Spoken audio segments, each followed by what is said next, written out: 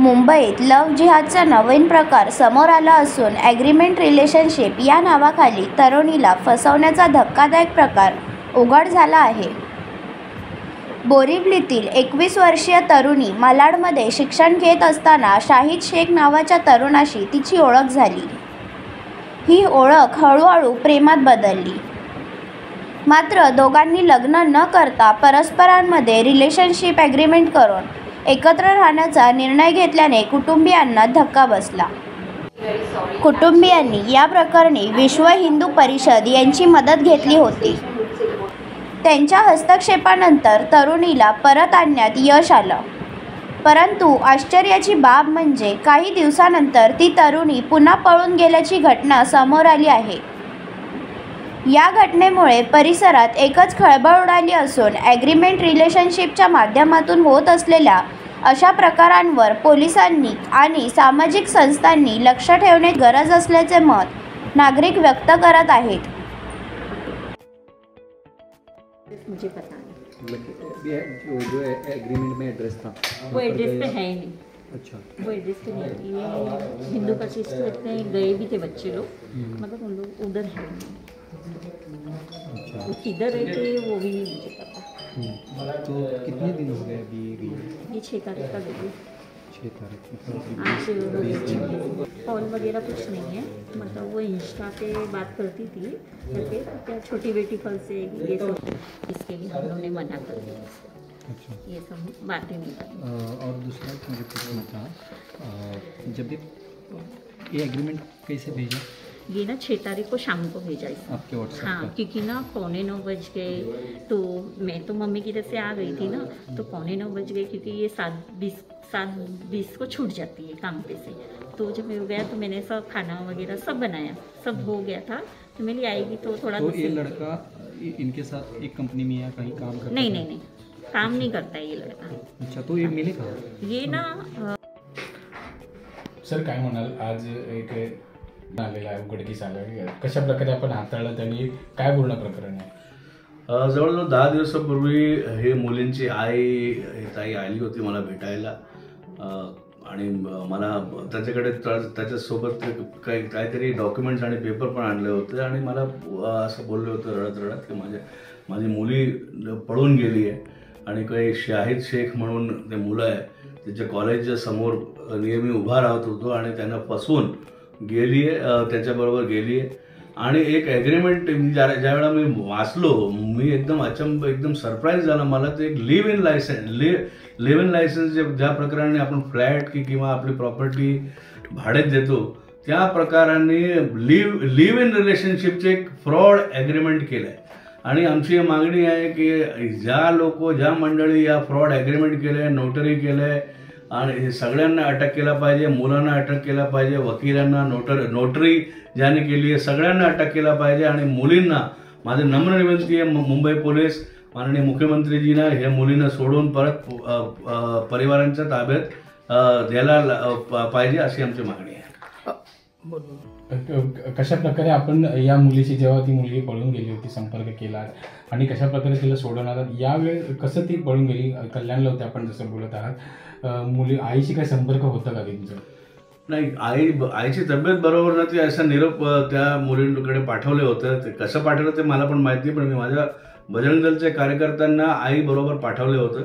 आणि मुली आली, ज्या वेळा आली त्यावेळेला मुलींना त्याच्या मामा आणि त्याचे जे नातेवाईक जे आले होते त्यांना घेऊन गाडीमध्ये कल्याणला घेऊन गेले होते. ते 4-5 दिवस सारखी राहिली पण होती. त्यानंतर ते कसं तिथून पळून गेली परिवारांना माहीत नाही, ते असं बोलतात. जे पण झालं, पण हे लिव्ह इन रिलेशनचे एक नवीन प्रकाराचे लव्ह जिहादचे एक मोठं गंभीर फ्रॉड आहे. मुलींचे आयुष्य संपणार. तर आमची हे पोलिसांना पण नम्र निवेदन आहे, त्वरित या मुलींना सोडवून परिवाराच्या ताब्यात आहे. हे किती दिवसापासून हे सगळं प्रकरण चालू होतं? आईला माहीत नव्हतं का? मुलगी जिथे शिकायला जात होती, तर हे त्याच्या संपर्कात जे शाहिद शेख तुम्ही म्हणालेत, त्याच्या संपर्कात कसं काय आले? ते तर तुम्ही आईचे तुम्ही बोललं पण होते. हे सगळं प्रकरण मला पण माहिती. ज्या वेळा माझ्याकडे आली होती ती मुली पळून गेली होती आणि आम्ही त्याला सोडवून परिवारात ताबे कसं द्यायचे तेच आमची एक रचना होती. बाकी ते कसं गेली, किती दिवसापासून हे सगळं चाललंय हे आम्हाला याबाबत काय जास्त माहित नाही. परत काही मुलीशी संपर्क झालाय? आता ते परिवारांकडे काय संपर्क नाही. पोलिसांमध्ये गुन्हा दाखल वगैरे? पोलिसांनी कस्तुरबा पोलीस स्टेशन कडे ते मुलींची आई आणि आमचे पुढे फार कार्यकर्ता पण गेले होते.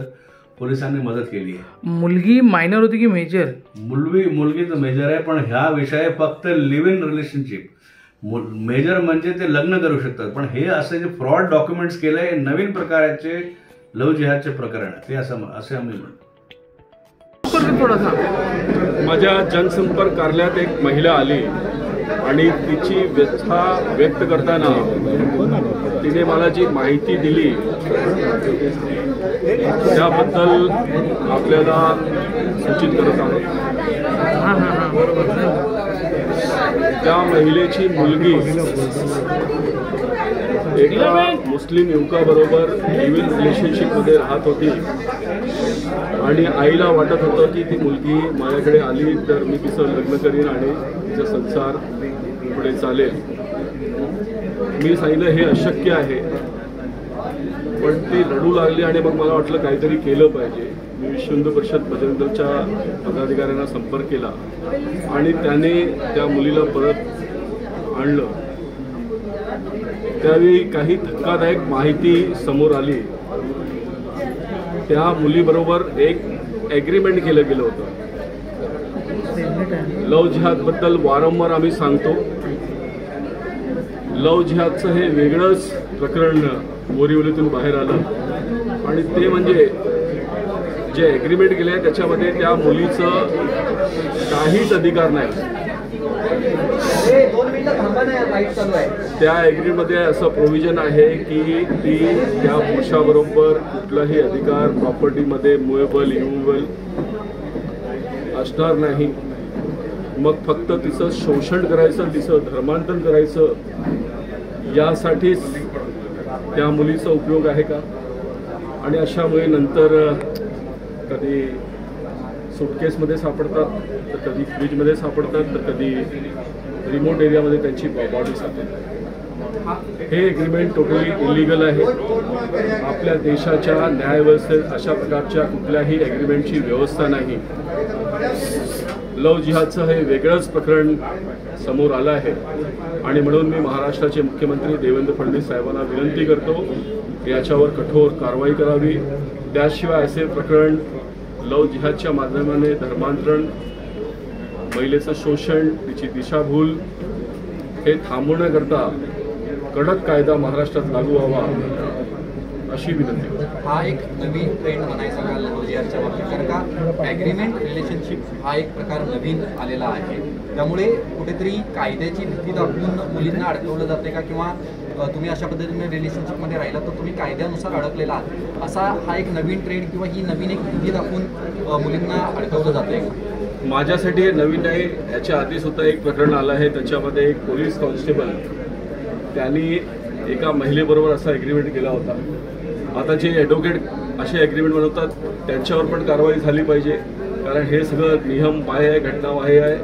आणि मुलीला वाटतं की मी सही केली आहे, आता मी जे याच्यात लिहिलं आहे त्याचं पालन केलं पाहिजे, हे बंधनकारक आहे.